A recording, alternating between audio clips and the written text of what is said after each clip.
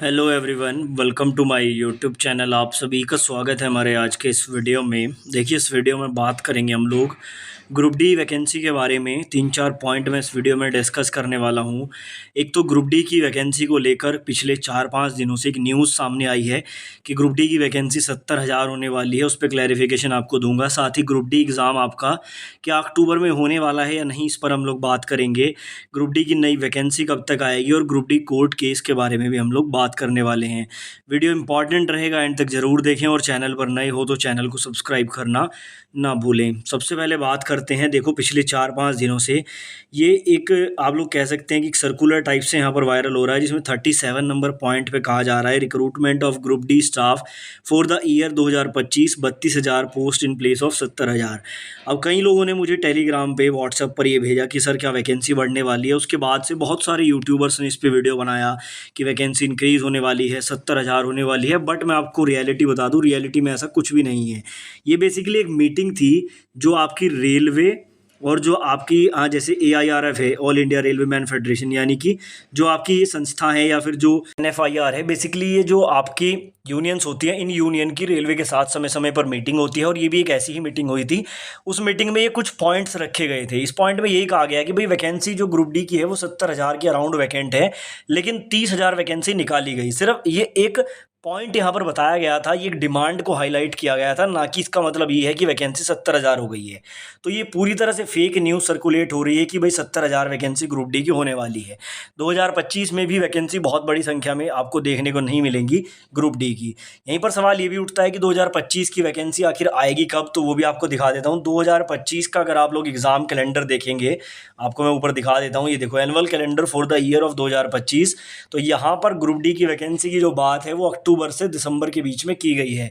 ठीक है, यहाँ पर आप देखो, लेवल 1 और मिनिस्ट्रियल की जो वैकेंसी है ये आपकी अक्टूबर और दिसंबर के बीच में आएगी, यानी कि अक्टूबर, नवंबर और दिसंबर, ये 3 मंथ दिए गए हैं। लेकिन यहाँ पर ग्रुप डी की वैकेंसी थोड़ा डिले होगी, मतलब कि लास्ट में, नवंबर के लास्ट में या दिसंबर में आपको देखने को मिलेगी। इसका कारण मैं आपको बता देता हूँ। एक तो लास्ट टाइम आप लोगों ने देखा ग्रुप डी की वैकेंसी बहुत डिले हो गई थी। आई थिंक ये जनवरी 2025 में जाकर वैकेंसी आई थी, जबकि 2024 की वैकेंसी थी। दूसरा, इस ग्रुप डी की वैकेंसी पर कोर्ट केस भी चल रहा हुआ है।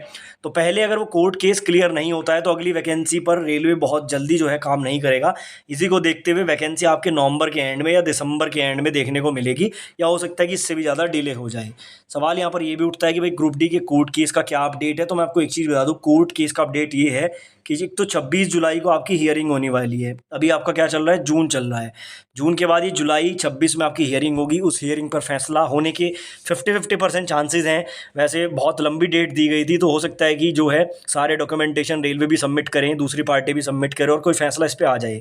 फैसला चाहे कुछ भी हो, ITI के फेवर में रहे या 10th के फेवर में, बट हो सकता है कि 26 को ये केस क्लियर हो जाए। अगर केस क्लियर हो जाता है, उसके बाद आपके एग्ज़ाम होने के चांसेस भी हैं। सवाल यहाँ पर ये भी उठता है कि एग्ज़ाम कब होगा।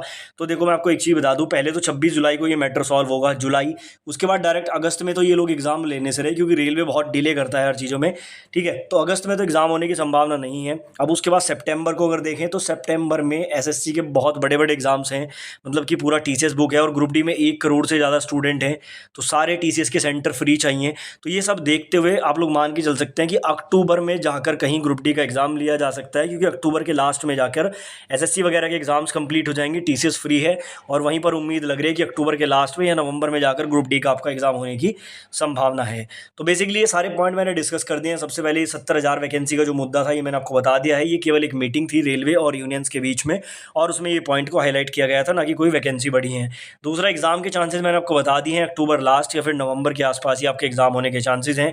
ग्रुप डी की नई वैकेंसी का बता दिया है मैंने, अक्टूबर से दिसंबर के बीच में आनी है, बट ये डिले होगा, नो डाउट। इसमें कोर्ट केस के बारे में मैंने आपको बता दिया है। कोर्ट केस में 26 तारीख को हियरिंग है, उस हियरिंग पे फैसला देखने को मिलेगा। हालांकि बीच में जो ITI वाले स्टूडेंट हैं उनकी तरफ से कोशिश की गई कि हियरिंग जल्दी करा दी जाए, बट कोर्ट ने उसको डिनाई कर दिया, और बेसिकली यहाँ पर अभी तक हियरिंग नहीं हो पाई है।